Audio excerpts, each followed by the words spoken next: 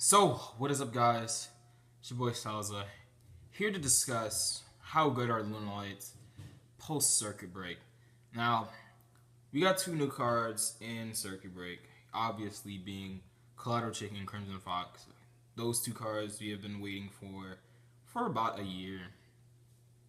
Now, the better out of the two is obviously Collado Chick, for just being like, it just does a lot more than Crimson Fox when it comes to combos and getting to your fusion monsters and getting advantage and stopping your opponent from activating cards in the battle phase. So, Crimson Fox, I don't really use it in my build. If you do want to run it, it is a one of, but Collado Chick is obviously a three of in the deck, and that is the main thing I want to focus on, is kind of just breaking down every card in the deck. So let's get started. I already talked about Collado Chick and how it just does everything for the deck, what the deck needed in terms of combos. Now they still suffer from a little bit of a consistent issue when it comes to, like, they can get out fusion monsters, like they can get out like Panther Dancer, Cat Dancer, and like, you know, Starving Venom Fusion Dragon, or get into that rank 4 or that rank 2 play. But obviously it's not enough to OTK because of link format. And that is one thing I want to talk about when I get to Gofu. But I just want to discuss how the Lunalight deck is kind of suffering from the link format, but it's not that too big of a deal because we do have Gofu at 3 in the TCG. I was kind of scared if it was going to get hit or not. So, fortunately, it did not, and it's just really good. So, Crimson Fox, there's a few issues with this card. It's really good that it's level 4, so you can make more rank 4 plays. And it does bring your opponent's monsters to 0. When it's sent to the graveyard by a card effect, not just when it's used as a fusion material, which is actually really good. But the thing is, it does nothing for the combos in the deck, and that's just the main reason why you don't play this. You just don't play this card really at all, or you just play it at 1 because you don't really need it. It's kind of a brick in the deck. You're never gonna really normal summon it. You're never really gonna ever want to normal summon it at all. In the deck, your main normal summons in the deck is either White Rabbit or Collado Chick, which is like really important for you to get to your combo plays and stuff like that. And that's pretty much the big reason why Crimson Fox is not really that good. But another thing, its graveyard effect is not good because it goes against what Lunalights are. Now, one thing is that, one, it only activates when your card effects is targeted. Your Lunalight cards are targeted. And then 2, it does not destroy the card. And then 3, it gives your opponent and you 1,000 light points. Now, it's not a big of a deal if it's going to you, but it's going to your opponent as well. So it's making it even harder for you to OTK. And it's already hard for this deck to kind of push for damage. They barely can like do 7k damage with just one Leo Dancer, and it's just like, it's really bad. But the big thing is it's not good in terms of like combos and stuff. So that is it for the Circuit Break cards. I want to kind of discuss the other cards as well. A main one being Black Sheep, because it's still the most important card in your deck. I don't necessarily would say it's the best card in the deck. I would say it's the most important card in the deck. I think the best card in the deck is obviously Collado Chick in the main deck and Leo Dancer being in the extra deck. But Black Sheep being able to do pretty much the opposite, but the same as Collado Chick. So it's being able to add a Lunalight card from the graveyard, which is pretty useful at some times. You can add back any fusion material or a Lunalight in your graveyard or in your extra deck. So that's a ton of important in there. And then we do have what was the other effect? The other effect being able to add poly, which is like super amazing. Just being able to get this in the graveyard to reborn back with your perfume and your tiger, which is like super amazing. Now, another really important card is White Rabbit. Now, White Rabbit, it's been replaced with Collado Chick for just like obvious reasons. Collado Chick, you have to get that normal summon off. You have to get your Lunalight fusions to the graveyard and just put them in the graveyard in general for your wolf to use this effect, and just banish those cards. Banish your Collado Chick so your opponent can't use any effects during the battle phase, and just summon that Leo Dancer, that Panther Dancer, that Cat Dancer if you desperately need to make that Cat Dancer. But Lunalight White Rabbit is still really good for two main reasons. One, it is a normal summon that gets you back a Lunalight from the graveyard. So you can get back your Collado Chick if you discard it for a card like Lunalight Perfume and Twin Twister and stuff like that, which is actually pretty nice. And you're just able to use the effect of Collado Chick and then do all your type of stuff like that. But the second reason why it's so good is because it baits out back row. Now this is the main thing that made me win a few matches at YCS Atlanta. Being able to bait your opponent out and then using Slumber on their card. So like you just normal summon this, use the effect, boom, use the effect, oh, you used your one negation, okay, Slumber your field, and just, that was really good back when Slumber was at 3, but now that it's at 1, it's kind of a struggle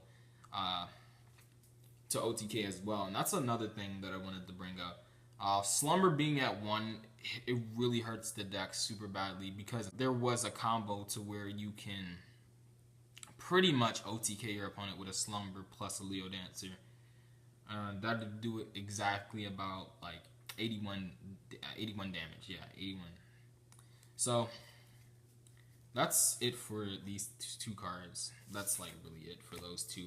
Just want to kind of talk about their importance in the deck. Now I want to talk about the Pendulum Scales. The Pendulum Scales being Lunalight Wolf and Lunalight Tiger. I feel like these two got way more important in the deck, especially Wolf. Being able to banish your Collado Chick. For one, both your Collado Chick and Wolf like work together.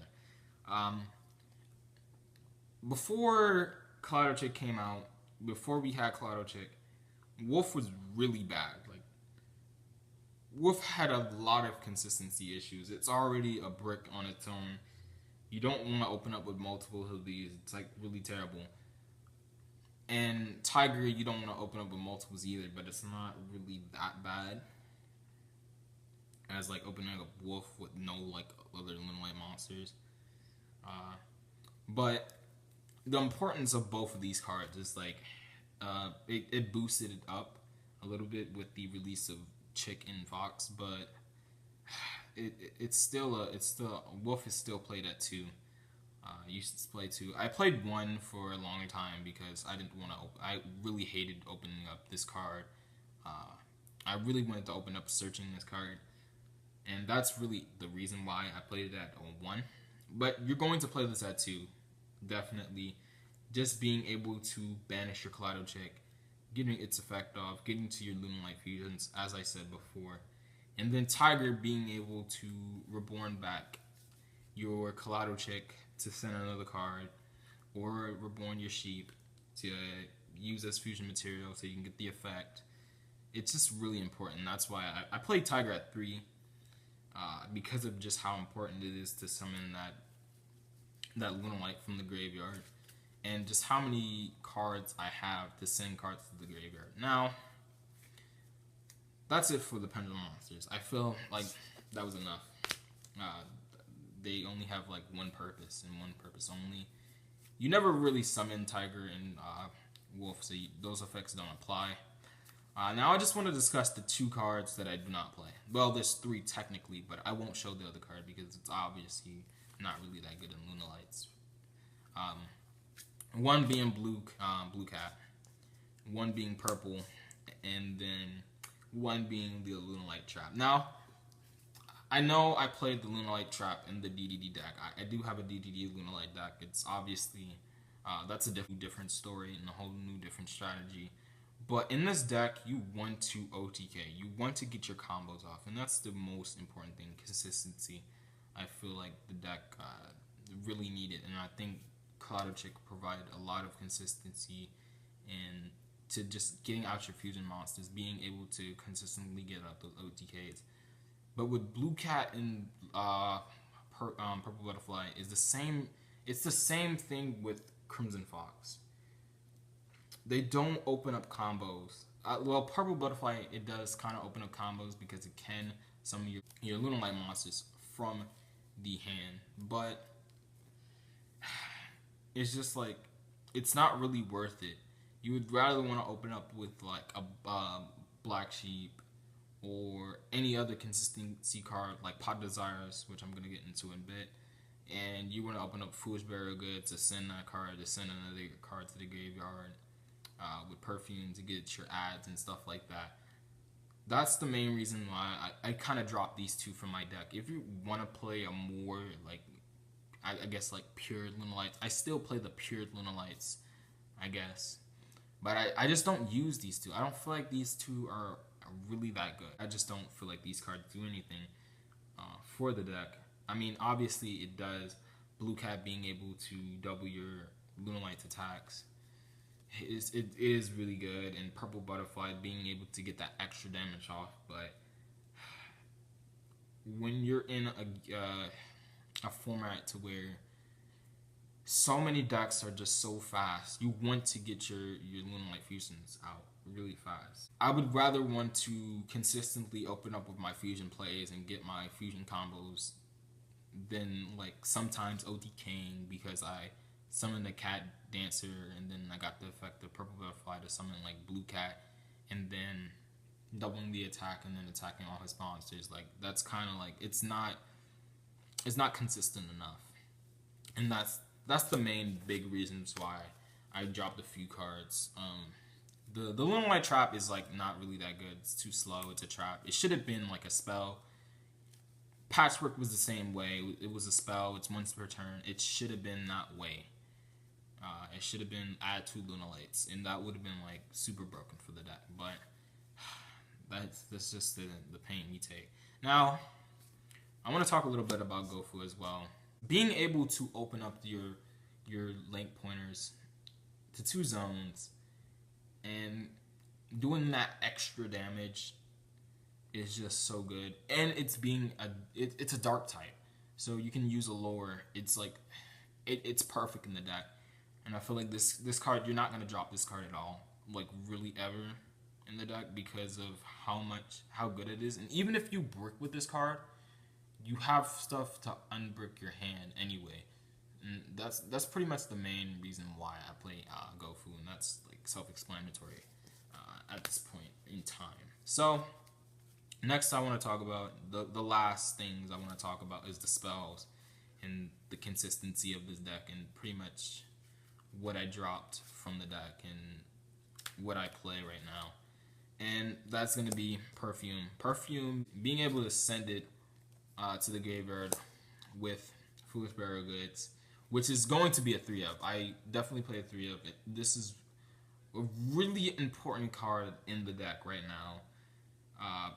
Mainly being able to unbrick your hands. That is the main reason why I play Foolish Burial Goods. But Lunalight Perfume is just super important. It goes from you summoning your fusion monster to you OTKing your opponent, doing enough damage, and just like being able to play around back row and stuff like that. And that's just the main reason why Lunalight Perfume is just so important. It just does so much for the deck. And that's why I put in Foolish Burial Goods, and I think this is like a needed 3-up in the deck, or 2-up in the deck.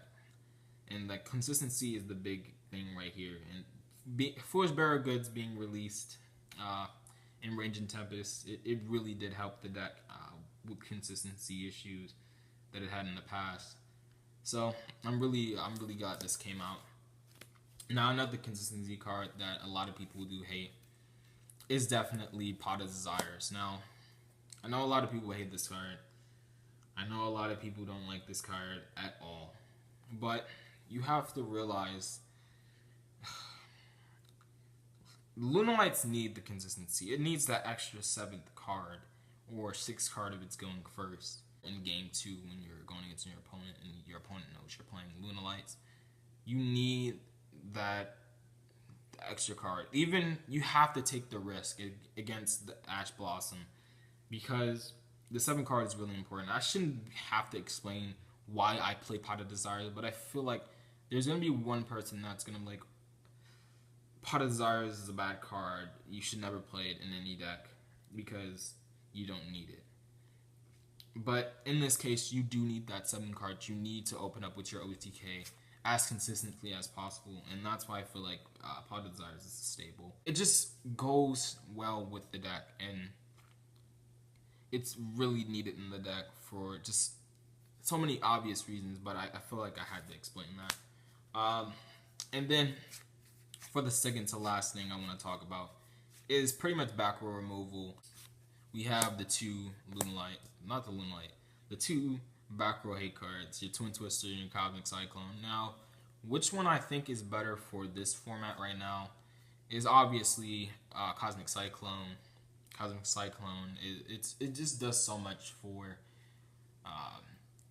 like, you don't really need Twin Twisters, and you kind of need that extra card in your hand to really push against your opponent. And I've never really seen myself in a position where I want to have the Twin Twisters unless I'm playing against a really back row heavy deck like Paleozoics. And like, there's really no back row heavy decks in this format right now besides like Paleos. Like, you probably have your 1-2 Trickstar players that's playing like really heavy traps like Solemns and Storming Mirror Force or Blazing Mirror Force. But the only really matchup you're going to have a hard time against is your Paleos, and you can just side Twin Twister at that point. But the main thing is just like Cosmic Cyclone for like true Dracos, being able to banish the return, just for every obvious reason for that. And that's why I think Cyclone is like the superior one in the main deck at least. And Twin Twister can be sided as well. That's it for the back row hate. The last card is gonna be the discussion that I had with Mega Capital G on his stream, and he said, "Why am I not playing Fusion Recovery?" Now, there's too many reasons why I don't play this card. One being the one thing that I've been discussing this whole entire video is consistency. It's way too important for this deck to not have, especially for a combo based deck. And I know it does, it's pretty much like a +1 because you're using 1 card to get 2 cards back. But when you have 2 cards that literally do the same thing, and you're going to go for this play every time, you're going to have your Collado check, obviously. You're going to have your Black Sheep. You're pretty much every time going to always fuse with these 2. And what does these 2 do? They do the same thing as Fusion Recovery.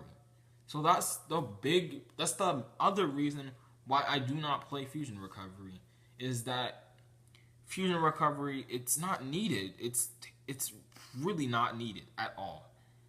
Because of Collado Chick's release. Now, before, yeah, I could say when we don't have Collado Chick, yeah, I would play it at 3 because I do need that extra add. Because I don't have Collado Chick, I don't have a card that can add back Poly, because we need our other fusion. We need the fusion probably again because we might not miss that OTK. I don't know how I'm gonna get that into his head. The last reason why I don't play this card is that Fusion Recovery can be dodged. You gotta realize that DD Crow is a thing. Mask Heroes is a thing. We have things that can banish from the graveyard. We have things that can just interrupt cards. They can negate cards. They can just do all this type of stuff. And Fusion Recovery relies too much on the fusion mechanic. It just relies too much, and I want to kind of avoid that. And so if they negate poly, Fusion Recovery becomes dead because you don't have any fusion materials in the graveyard, and just things like that. And that's why that's the main reason why I don't play Fusion Recovery. Like, it's just like you don't need it at all. So enough of repeating myself. Enough of discussion on Lunalight. Do I think this deck is going to be like a contender against Spirals? No. But overall, I just think this deck has gotten better. It is missing a few things. It's missing a little bit of consistency. It's missing a few power plays when it comes to the link mechanic. And just things like that. I think that's the two big reasons. They're just missing probably a link monster, a fusion link monster. Not really necessarily a Lunalight fusion monster, but like something that can easily, like, we have Gofu, right? Yeah, that's obviously really good for making your decode talker, but I feel like we need a fusion link monster that can effectively work in Lunalights.